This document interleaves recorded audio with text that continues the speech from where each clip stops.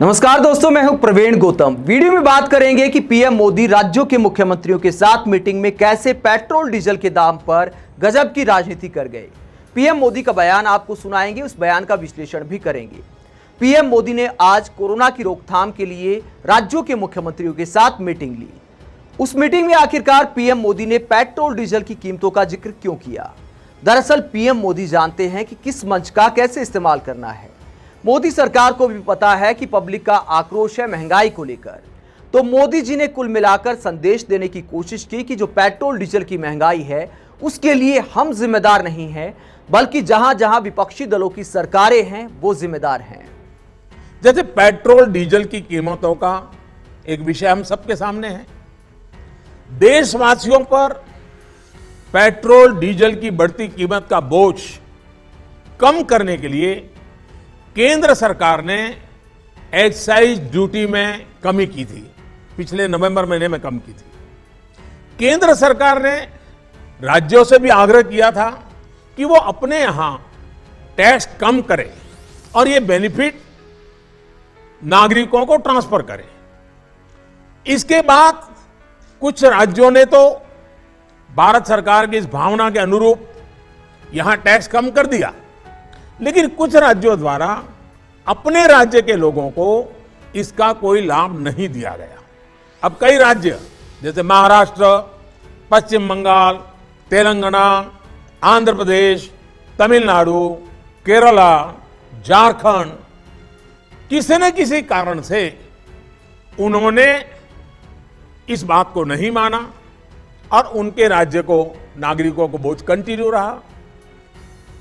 मैं इस बात में नहीं जाऊंगा कि इस दौरान इन राज्यों ने कितना रेवेन्यू कमाया, लेकिन अब आपसे मेरी प्रार्थना है कि देश हित में आप पिछले नवंबर में जो करना था, 6 महीने डिले हो चुका है, अब भी आप अपने राज्य के नागरिकों को वैट कम करके इसका बेनिफिट पहुंचाइए।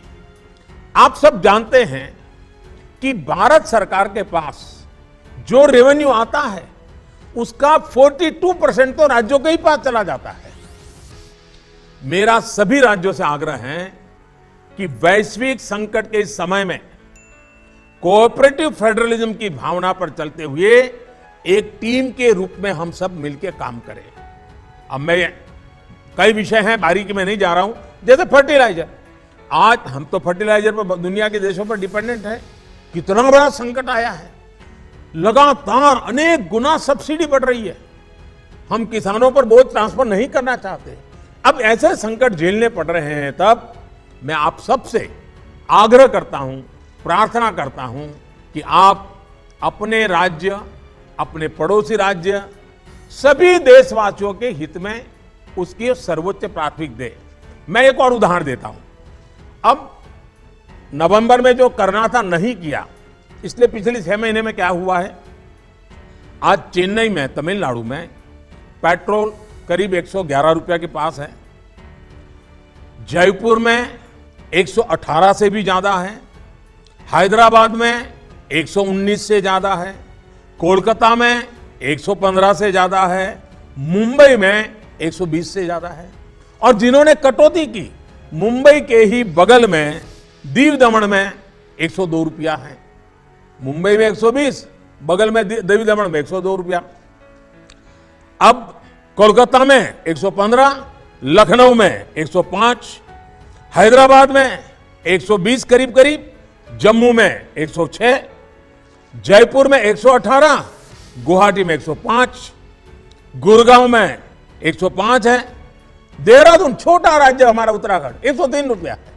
मैं आपसे आग्रह करता हूं कि आप 6 महीने भले जो कुछ भी आपका रेवेन्यू बढ़ा आपके राज्य के काम आएगा, लेकिन अब पूरे देश में आप सहयोग कीजिए। ये मेरी आपको विशेष प्रार्थना है आज। तो पीएम मोदी का बयान आपने सुना। उन्होंने कुल मिलाकर संदेश देने की कोशिश की, अगर दिल्ली में पेट्रोल डीजल महंगा है तो अरविंद केजरीवाल जिम्मेदार है, और अगर पश्चिम बंगाल में पेट्रोल डीजल महंगा है तो ममता बनर्जी जिम्मेदार हैं। अगर झारखंड में पेट्रोल डीजल महंगा है तो हेमंत सोरेन जिम्मेदार हैं। अगर महाराष्ट्र में पेट्रोल डीजल महंगा है तो उद्धव ठाकरे जिम्मेदार हैं। कुल मिलाकर पीएम मोदी ने जनता को यह संदेश देने की कोशिश की कि महंगाई के लिए हम जिम्मेदार नहीं हैं बल्कि विपक्षी दल जिम्मेदार हैं। पीएम मोदी के इस बयान में कितना दम है, इस बयान का जरा विश्लेषण करते हैं। पहले बात करते हैं केंद्र सरकार के टैक्स की। दोस्तों, जब पीएम मोदी ने सत्ता संभाली 2014 में तो डीजल पर करीब एक्साइज ड्यूटी थी केंद्र सरकार की 3.5 रुपए, जो 2020 में हो गई 32 रुपए। उसके बाद दिवाली पर 4 नवंबर 2021 को 10 रुपए की राहत दी और वो आज के दिन है 22 रुपए। अब बात करते हैं पेट्रोल की। पीएम मोदी ने जब सत्ता संभाली तो पेट्रोल पर केंद्र सरकार की एक्साइज ड्यूटी थी करीब 9.5 रुपए, जो 2020 में कोरोना का टाइम आते आते मोदी सरकार ने कर दी करीब 33 रुपए और 4 नवंबर 2021 को 5 रुपए घटा दिए तो आज के दिन भी है 28 रुपए। तो 9.5 रुपए से बढ़ाकर पिछले 8 साल में आज के दिन भी 28 रुपए है पेट्रोल पर एक्साइज ड्यूटी, यानी करीब 3 गुना है। और मोदी जी विपक्षी दलों को जिम्मेदार बता रहे हैं। इसके अलावा दोस्तों, अगर बात करें राज्य सरकारों की वैट की, तो राज्य सरकारों का जो पेट्रोल डीजल पर वैट लगता है वो इस आधार पर तय होता है कि केंद्र सरकार की एक्साइज ड्यूटी कितनी है और तेल का बेस प्राइस क्या है।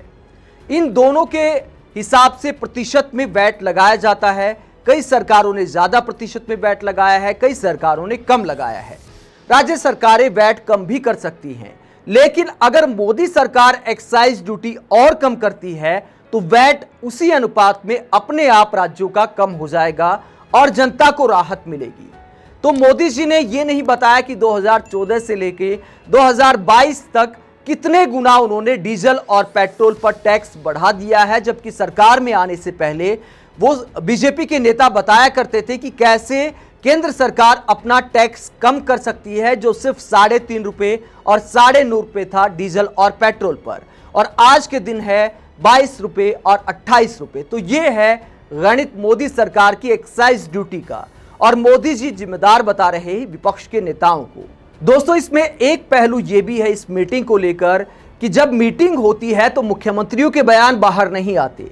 एक बार अरविंद केजरीवाल ने उसको लाइव कर दिया था तो बीजेपी ने बड़ा बवंडर मचाया था कि प्रोटोकॉल का उल्लंघन हो गया, मुख्यमंत्री और प्रधानमंत्री की बातचीत सार्वजनिक कर दी गई, तो ऐसा नहीं करना चाहिए। लेकिन अब क्या हो रहा है कि पीएम मोदी का बयान बाहर आता है, राज्यों के मुख्यमंत्री प्रधानमंत्री को क्या बोलते हैं ये सामने नहीं आता। तो क्या ये भी सही है कि प्रधानमंत्री अपने भाषण के जरिए राजनीति कर सकते हैं, लेकिन राज्य के मुख्यमंत्रियों के बयान जो पीएम के साथ बातचीत होती है उसकी रिकॉर्डिंग सामने नहीं आती? आप इस पूरे मुद्दे पर क्या सोचते हैं? कमेंट बॉक्स में अपनी राय जरूर दें। आप देखते रहिए पब्लिक मीटर। नमस्कार।